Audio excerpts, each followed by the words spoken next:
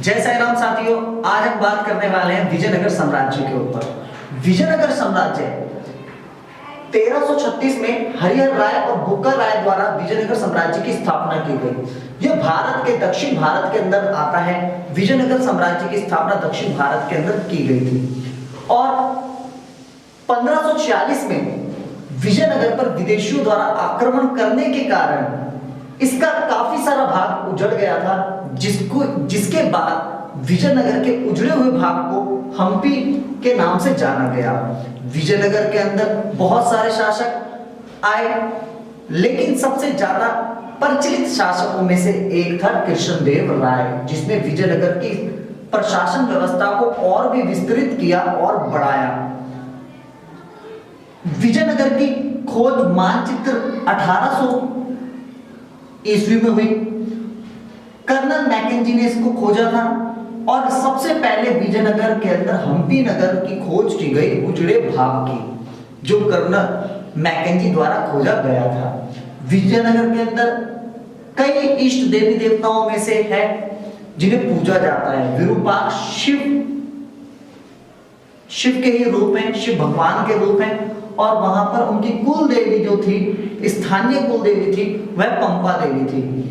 विजयनगर के अंदर बहुत सारे यात्री आए, जिनमें से एक है अब्दुल रज्जाक, जिन्होंने सड़कों पर अपनी खोज रखी। विजयनगर के अंदर जो सड़कें मिली और काफी जो अस्त व्यस्त व्यवस्था मिली, उस पर उन्होंने अपना वर्णन दिया है। विजयनगर के अंदर हम अब बात करते हैं पोस्ट यानी पद की। विजयनगर में कितने तरह के पद होते थे और वो पद किस किस तरह से कार्य करते थे। विजयनगर के अंदर सबसे पहला पद था राय। राय मतलब किंग। वहां के अंदर दक्षिण भारत में कन्नड़ और तेलुगु भाषा का प्रयोग किया जाता है, इसीलिए वह राय यानी राजा को, ठीक है ना, किंग यानी तो किंग को राय कहना पसंद करते हैं। यह पद वंशानुगत था, वंश के अनुसार था, जो पिता के मरते बेटे को ही राजपाट संभालना पड़ता था। राय का प्रमुख कार्य मंदिरों का निर्माण करना था। मंदिर निर्माण की प्रक्रिया में भी वह महत्वपूर्ण भूमिका निभाते थे। उनके जो मंदिर है, हजार राम मंदिर, महानवा में डिब्बा एक धार्मिक स्थल, विरूपाक्ष मंदिर, तरह तरह के जो मंदिर, पंपा देवी का मंदिर, इनमें भी ये मंदिर बनाने में भी बहुत भूमिका रखते थे। प्रशासन व्यवस्था अपने हाथ में थी। राय की जितनी प्रशासन व्यवस्था थी ना, वो अपने हाथ में रखते थे। चाहे वह कानून प्रशासन व्यवस्था हो, दंड प्रशासन व्यवस्था हो, सैनिक प्रशासन व्यवस्था हो, चाहे कुछ भी हो, वह प्रशासन को अपने हाथ में रखते थे राय लोग। यानी धार्मिक प्रथा, यज्ञ आदि में भूमिका, बड़े बड़े यज्ञ करवाने हो, धार्मिक प्रथा, महानवमी उत्सव हो, चाहे कुछ भी हो, दक्षिण भारत के अंदर राय की आज्ञा के अनुसार ही धार्मिक अनुष्ठान किए जाते थे। दक्षिण शासकों ने, विजयनगर शासकों ने दक्षिण भारत को विकसित किया। विजयनगर साम्राज्य के राजाओं ने दक्षिण भारत को बहुत बड़ा किया, यानी इनका प्रशासन व्यवस्था धीरे धीरे दक्षिण भारत में फैलता चला गया। राय ने बृहदेवेश मंदिर और चंकेश्वर राव मंदिर की संरक्षण प्रदान किया। इन्होंने जो बड़े बड़े प्रकार के जो मंदिर बनवाए, उनकी व्यवस्था बहुत अच्छी थी, जैसे कमल महल, हाथियों का अस्तबल, तरह तरह के इन्होंने कार्य किए। शासक स्वयं को राय कहते थे। यहाँ के जो राजा थे ना, प्रशासन व्यवस्था में तमिल और कन्नड़ भाषा के अंदर अपने आप को ही राय कहलवाना पसंद करते थे। धार्मिक परंपराओं को आगे बढ़ाया। इनकी जो कन्नड़ धार्मिक परंपराएं थी, इन्होंने इन परंपराओं को आगे तक फैलाया, ऊंचाई पर ले गए। अब हम बात करने वाले नायक की। नायक सेना प्रमुख होते थे। ये सैनिकों में इनका अच्छा एक रुतबा होता था। सैनिक प्रशासन पूरा नायकों द्वारा चलाया जाता था।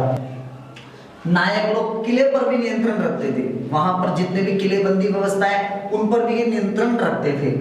इनके पास शस्त्र होते थे। नायकों को अस्त्र शस्त्र से सुसज्जित कर रखा जाता था, यानी उन्हें अस्त्र शस्त्र अच्छे प्रकार के घोड़े, शस्त्र, तलवार, धनुष्मान, ये तरह तरह की चीजें दी जाती थी। नायक एक स्थान से दूसरे स्थान भ्रमण करते थे, जगह एक स्थान से दूसरे स्थान घूमते थे और अपने प्रशासन व्यवस्था को बढ़ाने में इनकी भी एक अहम भूमिका होती थी। नायक जो लोग थे वह तेलुगु और कन्नड़ भाषा का ही प्रयोग करते थे। ये अपने प्रशासन व्यवस्था में तेलुगु और कन्नड़ भाषा का ही प्रयोग करते थे, जो यहाँ की सबसे लोकप्रिय भाषा थी। उपजाऊ भूमि की तलाश में किसानों का समर्थन, ये सच बात है, ये उपजाऊ भूमि की तलाश में किसानों का साथ देते थे और वहां पर एक कृषि प्रिय थे, कृषि करवाना पसंद करते थे और एक तरीके से टैक्स वसूली में भी अहम भूमिका निभाते थे। ये पार्ट विजयनगर पार्ट 1 है। अब हम बात करने वाले हैं विजयनगर के ही एक दूसरे टॉपिक की, जिसका नाम है अमर नायक। अमर नायक को सैनिक कमांडर भी कहा जाता था। अमर नायक सैनिक कमांडर होते थे। ये लोगों को, सैनिकों को, नायकों को कमांड करते थे। इन्हें राय द्वारा प्रशासन के लिए क्षेत्र दिए जाते थे। ये अलग अलग क्षेत्र पर अलग अलग तरीके से नियंत्रण रख के प्रत्येक सूचना को राय तक पहुंचाते थे। अमर नायक भू राजस्व टैक्स वसूलने में भी अहम भूमिका निभाते थे। जो अमर नायक होते थे वो भूमि कर टैक्स लेने में भी अहम भूमिका निभाते थे। राय की सुरक्षा प्रदान करना इनका प्रथम कर्तव्य था। राजा को सुरक्षा देना अमर नायक का प्रथम कर्तव्य होता था और उनके परिवार को भी सुरक्षा देना अमर नायक का प्रथम कर्तव्य होता था। अमर नायक की मदद से पूरे दक्षिण भारतीय प्रायद्वीप को अपने नियंत्रण में रख रखा था राजा ने। अगर अमर नायक की सहायता से पूरे दक्षिण भारत को नियंत्रित करके रख रखा था राजा ने, वह राय ने। वर्ष में एक बार महानवमी नवरात्रि पूजा के समय जो उत्सव होता था उसे महानवमी उत्सव कहा जाता है। उस समय अमर नायक अपनी भेंट भी देते थे। युद्ध में महत्वपूर्ण भूमिका भी अमर नायक निभाते थे। युद्ध लड़ना, युद्ध में प्रशिक्षण देना, इनका यह महत्वपूर्ण कर्तव्य होता था। युद्ध करने के लिए प्रशिक्षण अमर नायक द्वारा देना।